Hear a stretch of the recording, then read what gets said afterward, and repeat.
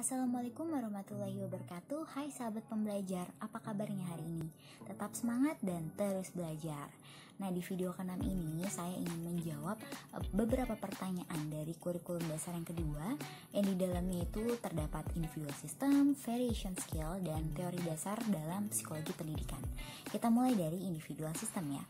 Yang pertama, apa pengertian individual system?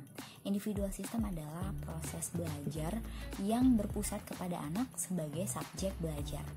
Yang kedua, mengapa pendekatan yang dilakukan harus individual system?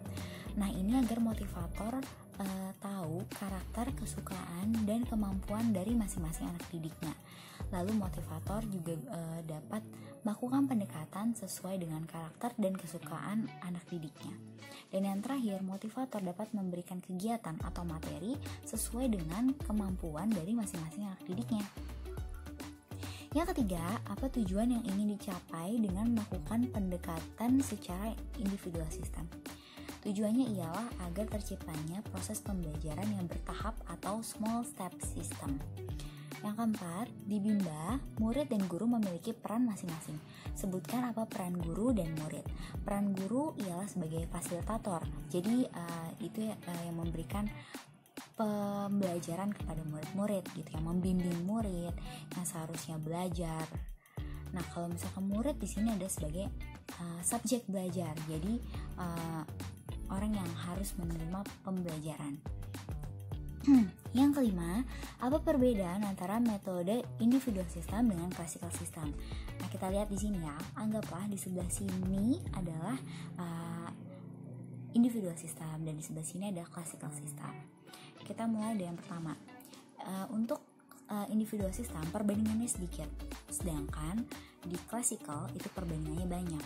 Ibarat kata kalau di classical itu jumlah muridnya itu bisa mencapai 40 lah kalau misalkan di kelas biasanya. Nah, kalau individual itu perbandingannya sedikit, bisa aja satu guru pegang 2-4 murid. Lalu yang kedua, yang individual system materinya berbeda-beda, dan untuk classical system materinya seragam, jadi sama semua tuh. Nah, yang ketiga, individual system kurikulumnya itu menyesuaikan, jadi sesuai dengan kemampuannya anak. Nah, kalau classical itu kurikulumnya sudah ditentukan. Dan yang terakhir, untuk individual system di sini murid sebagai subjek belajar, sedangkan untuk classical itu guru sebagai sumber belajar. Gitu. Terus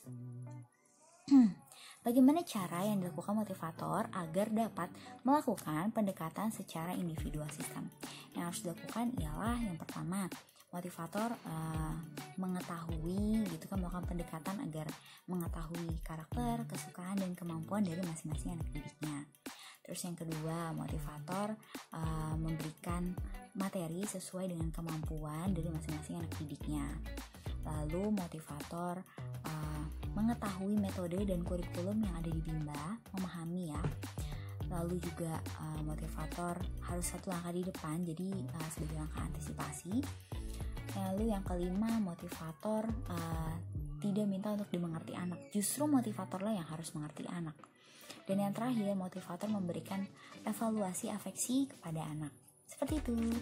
Nah, yang ketujuh, apa dampak yang terjadi bila pendekatan dilakukan secara individual system? Dampaknya adalah anak jadi senang belajar. Kenapa? Karena kita memberikan materi dan kegiatan sesuai dengan kemampuan dari masing-masing anak didik gitu, tidak disamaratakan.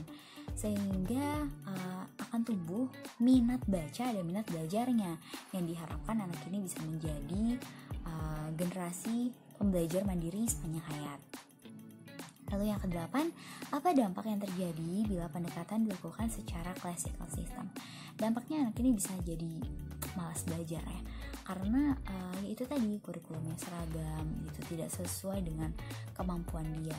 Jadi bisa nggak bisa ya dikasih materi yang sama dengan teman-temannya, dan ini bisa menyebabkan anak jadi benci belajar gitu. Lanjut ke variation skill. Apa pengertian variation skill? Variation skill adalah skill atau kemampuan yang harus dimiliki oleh motivator dalam memvariasikan antara aspek belajar dengan kegiatan belajar. Yang kedua, mengapa kegiatan belajar harus divariasikan? Karena di sini konsentrasi anak itu rentangnya pendek. Mereka cepat bosan dan cepat teralihkan. Yang ketiga, apa tujuan yang ingin dicapai dengan memvariasikan kegiatan belajar? Tujuannya adalah agar anak itu tetap antusias, tetap semangat, terus anak ini tidak bosan dan tertarik dengan kegiatan yang kita berikan. Yang keempat, sebutkan 3 aspek belajar. Itu ada aspek kognitif, afektif, dan psikomotorik. Kegiatan apa yang termasuk aspek kognitif? Itu membaca dan matematika. Kegiatan apa yang termasuk aspek afektif? Itu ada berdialog, terus bernyanyi, membaca buku cerita, berdongeng, dan permainan. Kegiatan apa yang termasuk aspek psikomotorik? Itu ada menulis, mewarnai, menarik garis, menggambar, seperti itu. Yang terakhir, bagaimana cara motivator memvariasikan kegiatan belajar dengan aspek belajar?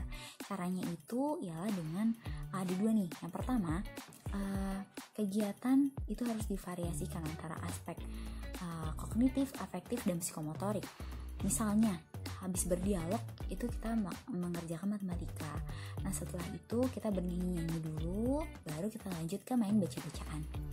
Nah, cara yang kedua adalah dengan menghindari kegiatan yang berada di satu aspek yang sama secara berturut-turut, kecuali jika anak itu memang senang melakukannya gitu. Misalnya, habis membaca kita mengerjakan matematika, itu kan di satu aspek yang sama, itu sebenarnya tidak disarankan. Yang disarankan adalah misalkan dia habis mengerjakan matematika, kita ajak berdialog dulu atau bernyanyi dulu, lalu kita lanjut ke baca-bacaan, seperti itu. Nah, teori dasar dalam psikologi pendidikan. Yang pertama, apa yang dimaksud dengan the law of effect atau hukum akibat? Itu adalah jika sebuah respon menghasilkan efek yang memuaskan, maka hubungan antara stimulus dan respon jadi semakin kuat gitu. Misalkan kita menanamkan kalau di sini kan pembelajaran yang menyenangkan atau fun learning gitu. Jadi biar efeknya ke anak itu anak jadi senang belajar dan dia mau untuk mengulang-ulang. Yang kedua, apa yang dimaksud dengan the law of exercise atau hukum latihan? Itu adalah hubungan antara stimulus dan respon akan semakin erat jika terus dilatih. Nah, kalau di sini adalah ketika anak sudah senang belajar, yaitu karena pembelajaran yang fun learning, dia tuh akan mau berulang-ulang gitu, sehingga dia nanti akan terampil. Nah, yang terakhir, apa yang dimaksud dengan the law of readiness atau hukum kesiapan?